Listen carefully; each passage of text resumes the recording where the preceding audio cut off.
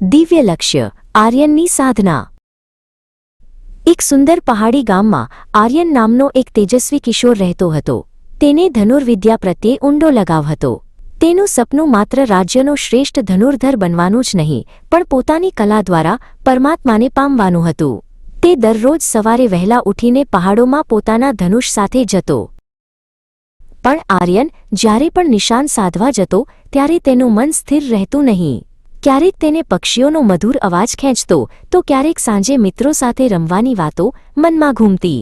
તેની એકાગ્રતા વારંવાર તૂટી જતી અને તેના તીર નિશાનની આસપાસથી પસાર થઈ જતા। પોતાની અસ્થિરતાથી પરેશાન થઈને આર્યન તેના ગુરુજી આચાર્ય સોમ પાસે પહોંચ્યો। આચાર્ય સોમ અત્યંત જ્ઞાની અને શાંત સ્વભાવના હતા। આર્યને વિનમ્રતાથી પૂછ્યું, ગુરુજી, મારું મન એકાગ્ર કેમ નથી થતું? ગુરુજીએ સ્મિત સાથે શ્રીમદ્ ભગવદ્ ગીતાનો શ્લોક 8.8 સમજાવ્યો, અભ્યાસયોગયુક્તેન ચેતસા નાન્યગામિના। ગુરુજીએ આગળ સમજાવ્યું, આર્યન, ભગવાન કહે છે કે જે મનુષ્ય નિરંતર અભ્યાસ દ્વારા પોતાના મનને સ્થિર કરે છે અને પરમાત્માનું ચિંતન કરે છે તે જ પરમ પુરુષને પામે છે। તારા માટે તારું ધનુષ એ જ તારી સાધના છે। લક્ષ્યને ભેદતી વખતે તારે માત્ર લક્ષ્યમાં જ ઈશ્વરનું દર્શન કરવાનું છે। હવે આર્યને અભ્યાસયોગ અને અનુચિંતન શરૂ કર્યું। જ્યારે પણ તેનું મન ભટકતું ત્યારે તે મનમાં બોલતો નાન્યગામિના, એટલે કે મારે ક્યાંય બીજે ભટકવાનું નથી। તે હવે માત્ર લાકડાના નિશાનને નહીં પણ તેમાં વસેલા દિવ્ય ચૈતન્યને જોવાનો પ્રયત્ન કરતો। ઋતુઓ બદલાઈ પણ આર્યનનો ક્રમ ન બદલાયો। ધોધમાર વરસાદમાં પણ તે ભીંજાયા વગર પોતાના લક્ષ્ય પર ધ્યાન કેન્દ્રિત કરતો। અભ્યાસયોગ હવે તેના લોહીમાં વણાઈ ગયો હતો।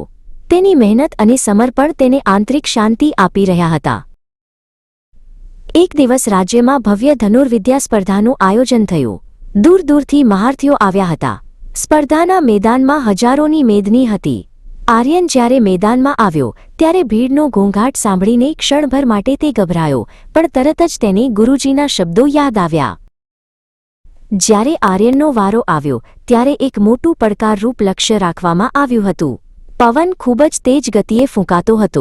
આર્યને ધનુષ હાથમાં લીધું અને પોતાની આંખો લક્ષ્ય પર ટકાવી।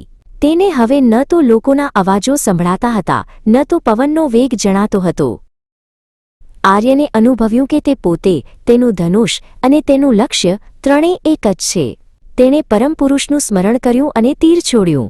તીર હવામાં વિંઝાઈને સીધું જઈને બરાબર લક્ષ્યના કેન્દ્રમાં વાગ્યું। આખું મેદાન આશ્ચર્ય અને હર્ષનાદથી ગુંજી ઉઠ્યું।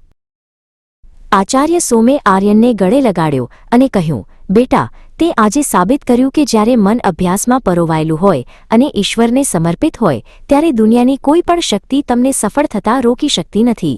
આર્યન સમજી ગયો કે ગીતાનો આ શ્લોક માત્ર વિજય માટે નહીં પણ જીવન જીવવાની એક